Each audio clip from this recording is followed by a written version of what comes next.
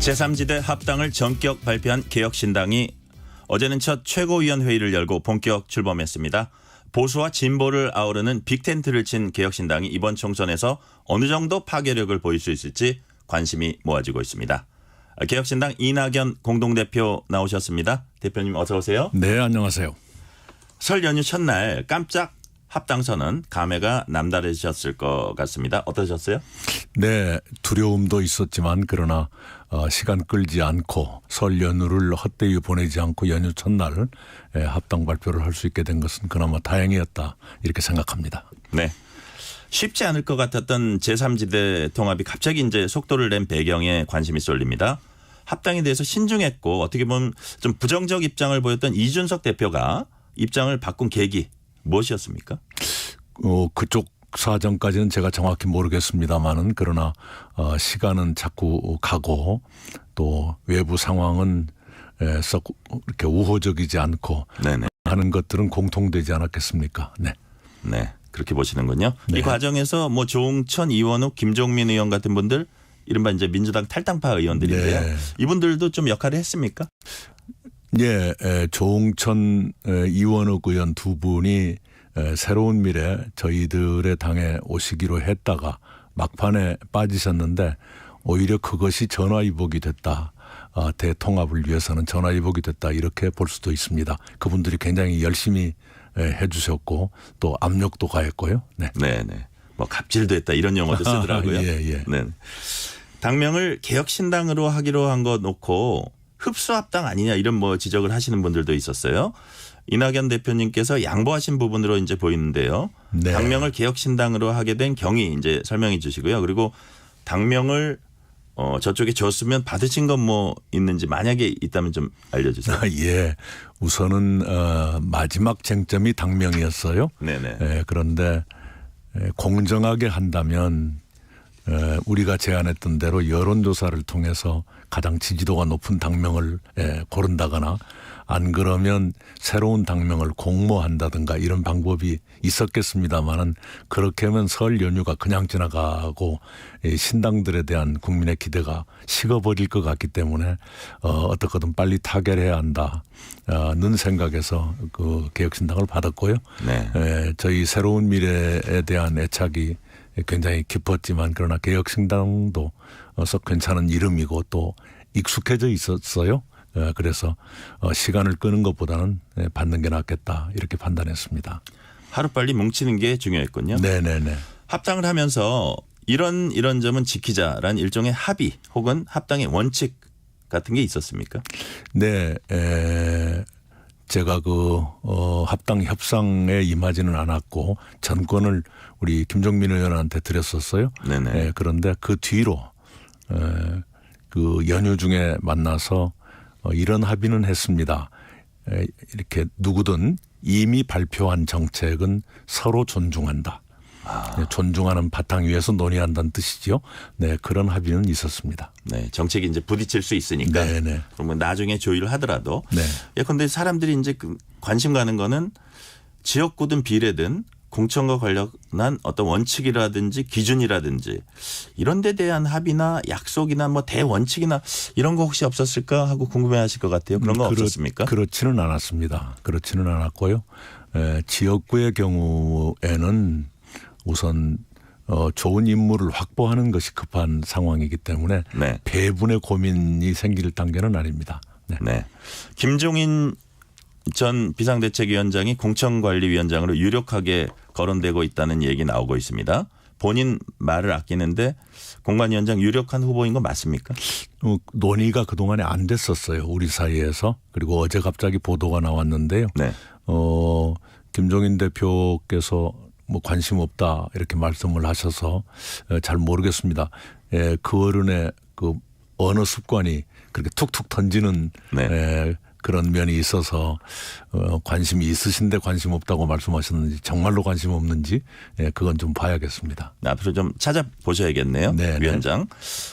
위원장도 중요하지만 공천관리위원도 중요합니다. 네. 지금 시간이 많지 않거든요. 네, 네. 외부 위원들 어떻게 물색하고 계신지 특히 명망 있고 능력 있는 분들 좀 확보를 하시는 단계인지 어떻습니까? 예, 이제부터 논의를 본격화해야 됩니다. 며칠 남지 않았으니까요. 네네. 늦어도 19일 이전에는 공관위를 출범시켜야 한다. 이런 마감 시간은 우리가 알고 있습니다. 네. 어제 개혁신당 첫 최고위원회의 열렸습니다. 분위기 어땠습니까? 긴장감 같은 게 있었어요. 네. 처음이어서 그렇고요. 또 우리가 백지 상태에서 출발하는 것이나 마찬가지이기 때문에 처음 그림을 어떻게 그릴까 하는 것들에 대한 타진, 탐색 또는 의견 개진 이런 것들이 있었습니다. 네네. 어떻게 보면 급조된 정당이고 생각이 많이 다른 분들이 이제 모여 있다 보니까 공천 과정 특히 비례 순번 정할 때 파열음이 나올 거다 이렇게 예상하는 분들 많습니다.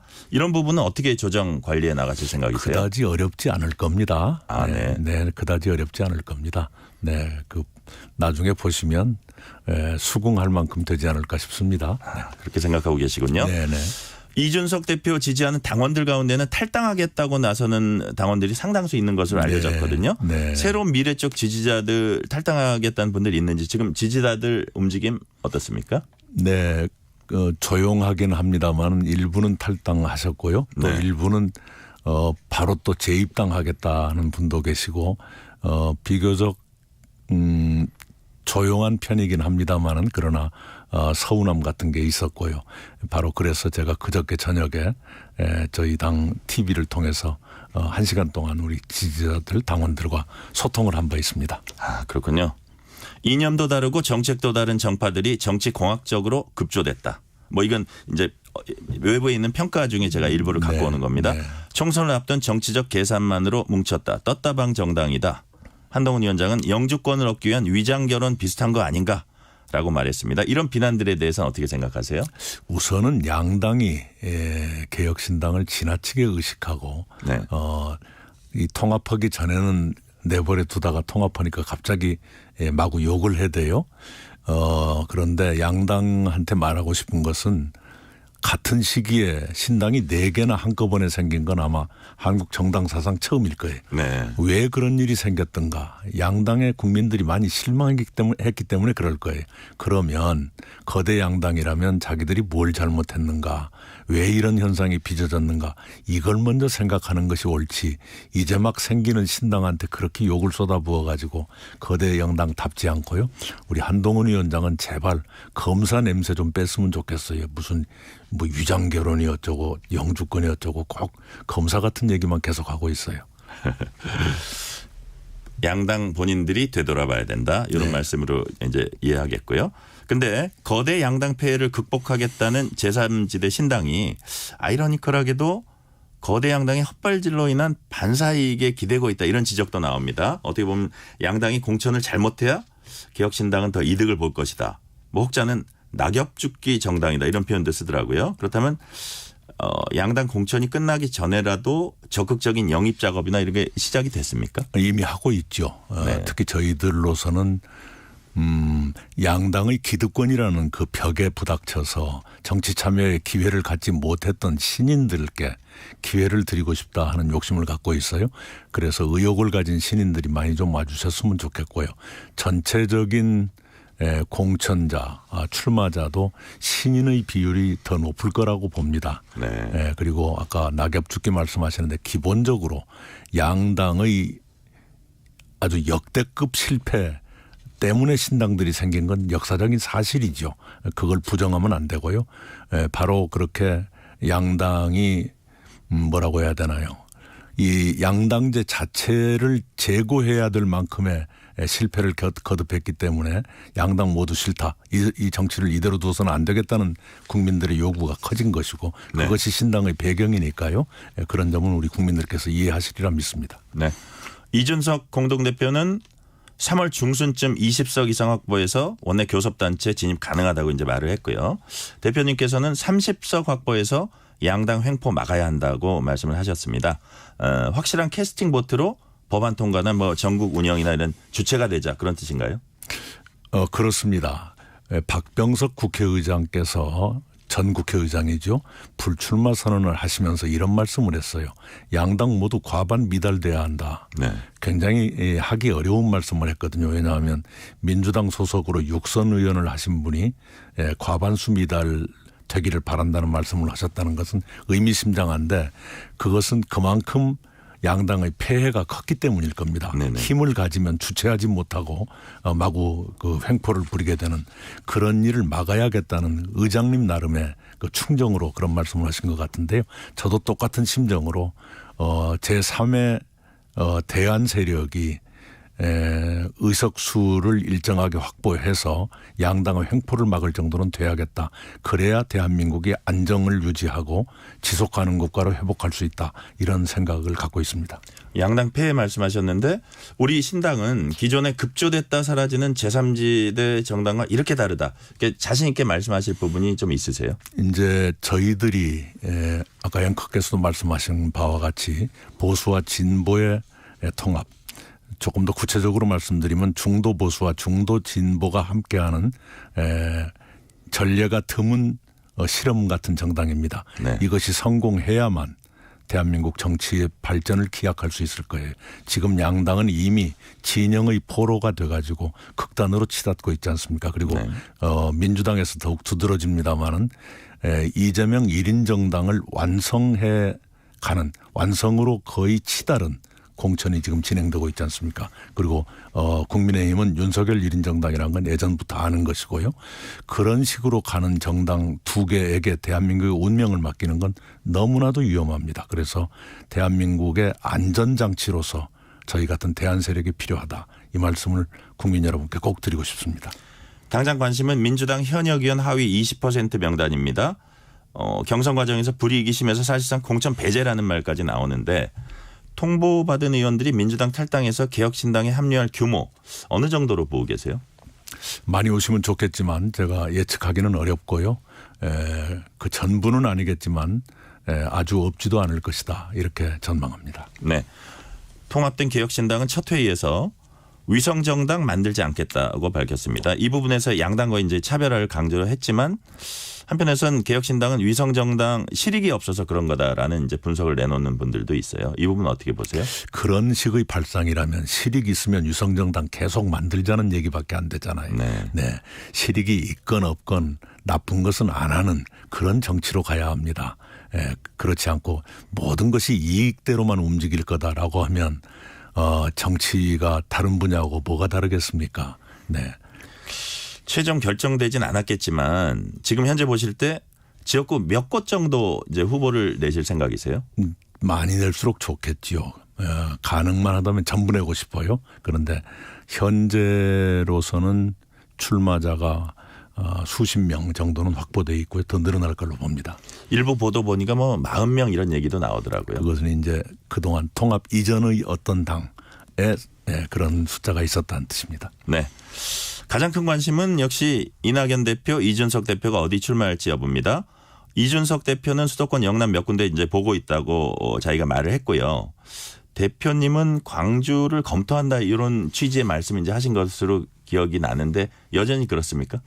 예, 제가 광주에 가서 말씀드리기는 출마 여부는 좀 상의하겠지만 출마한다면 광주를 최우선으로 고려하겠다 이렇게 말씀을 드린 바가 있고요.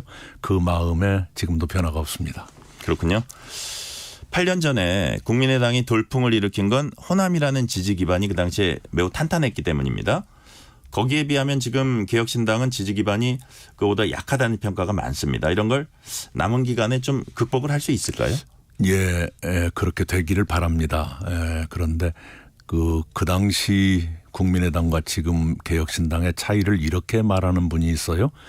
당시 국민의당은 호남에서의 열기가 북상해서 수도권으로 왔다. 그러나 이번에는 수도권에서 먼저 열기가 조성되고 그것이 호남으로 남하할 것이다. 이렇게 보는 분들이 계세요. 그 분석이 맞을 수도 있겠다. 이런 생각이 듭니다. 네. 역대 교섭단체가 됐던 제3당을 보면요. 공통점이 유력 대선 주자가 있었다는 공통점이 있습니다. 8년 전에 이제 국민의당에는 안철수라는 사람이 있었고요. 그 옛날 자민련회 한 2000년 정도죠. 자민련회는 김종필 총재도 사실 그 당시에 대선 주자였어요. 이런 측면에서 이번 개혁신당 리더에 제가 이제 두 분입니다. 네. 인물 경쟁력 스스로 평가를 해 주신다면 어떻게 평가해 주실 수 있으세요? 네, 여론조사가 나오긴 나오는데 그렇게 두드러지지는 않지요. 그것은 저희들의 과제라고 생각합니다. 네. 자, 조국 전 장관 얘기 좀 해볼게요. 네. 조국 전 장관이 신당을 만들어서라도 4월 총선에 출마하겠다 이런 뜻을 밝혔고요. 지금 2심까지 유죄받고 최종심 남겨뒀는데 이런 상태에서의 조 전 장관의 정치 참여 어떻게 보십니까? 이제 본인의 결정이고 국민들이 최종적으로는 심판하실 일이죠. 그런데 제가 그런 처지였다면 안 했을 것 같긴 합니다. 그런데 워낙 특별하신 분이라 제가 이러쿵저러쿵 코멘트하기는 어렵습니다. 네. 평가를 약간 유보하셨네요. 네. 조 전 장관은 개혁신당과 합칠 일 절대 없을 것이라는 취지로 얘기했습니다. 개혁신당과 조국신당이 통합할 가능성 몇 %입니까? 글쎄요. 그 상대가 절대 없다고 그렇게 잘라버리면 뭐라고 말해야 됩니까? 제가 말씀드릴 여지를 아예 원천 봉쇄했네요. 거의 0%에 가깝다고 봐야 되나요? 네, 거기에 대해서 이제 대답을 안 하셨습니다. 여하튼 개혁신당이 제대로 자리매김하기 위해선 여당뿐 아니라 제1야당인 민주당과 이제 차별화가 불가피할 것 같아요. 한쪽에선 운동권 청산론, 한쪽에선 정권 심판론. 이 선거 프레임 속을 어떻게 뭐 파고들 전략이랄까요? 어떻게 하실 생각이십니까? 국민들께서 이미 판단하고 계십니다. 어제 나온 어떤 방송의 여론조사를 보니까 JTBC입니다만 양당 모두 견제해야 한다가 41%. 네네. 정부 여당 견제해야 한다 29, 민주당 견제해야 한다가 20으로 나오던데요. 네네. 그게 민심일 겁니다. 그래서 양당의 폐해, 특히 민주당은 뭐 이번 공천으로 완전히 사당의 완성으로 치닫고 있기 때문에요. 그런 상태가 좋다고 볼 수는 없을 겁니다. 지난 1년 몇 개월 윤석열 정권 출범 이후의 세월을 모두 방탄으로 소모했던 민주당인데 지금 공천을 보면 방탄의 강화 이외에는 별로 특색이 보이질 않아요. 그리고 윤석열 정권은 또 정권의 방어, 정권의 방탄 이렇게 가기 때문에 이번 선거가 방탄 체제의 공고화로 갈 것이냐 아니면 그것을 무너뜨리고 국가 위기에 대처하는 그런 체제로 갈 것이냐 그 선택이 바로 이번 총선인데요. 국민들께서 결코 방탄의 강화를 선택하지는 않으실 거라고 저는 믿습니다. 네. 방탄의 강화냐 방탄의 해제냐 네. 이것이 이번 총선의 본질이라고 말씀해 네네. 주셨어요. 민주당에선 친명 친문 갈등이 심상치 않습니다. 추미애 전 장관은 문재인 정부 시절 청와대 비서실장들의 총선 불출마 요구했어요. 그런데 민주당은 정작 추 전 장관 전략 공천하는 방안 검토하고 있습니다. 이런 상황 어떻게 보세요? 예, 참 말로 설명하기 참 어려운 장면이지요. 네. 문재인 정부에서 같이 일했던 사람들인데 누구는 어떻게 되고 누구는 반대로 되고 이게 참 가슴 아픈 일입니다. 네. 네. 그 정도까지 말씀하시겠습니까? 네네. 마지막 질문 하나 드릴게요, 네. 대표님. 마지막으로 개혁신당의 비전을 보여줄 인재 영입 어떻게 하실 건지 그리고 앞으로 어떤 정책과 비전으로 국민에게 호소하실 건지 그 말씀해 주세요. 네네. 아까도 말씀드린 것처럼 양대 정당의 기득권의 벽에 막혀서 훌륭한 자질을 갖고 있지만 정치 참여의 기회를 얻지 못했던 분들께 기회의 문을 열어드리는 것 그런 마음 자세로 인재 영입을 하고 있고요.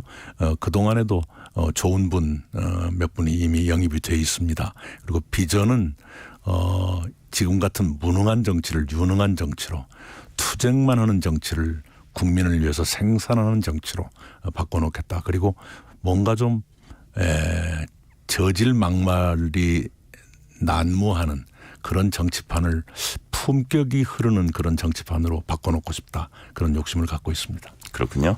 앞서 언급된 여론조사 개요 말씀드립니다. JTBC가 메타보이스에 의뢰해서 지난 11일과 12일 전국 만 18세 이상 남녀 1,004명을 대상으로 전화 면접 조사를 진행한 결과입니다. 자세한 사항은 중앙선거 여론조사심의위원회 홈페이지를 참조해 주시기 바랍니다. 오늘은 여기까지 듣겠습니다. 개혁신당 이낙연 공동대표였습니다. 대표님 감사합니다. 네, 감사합니다.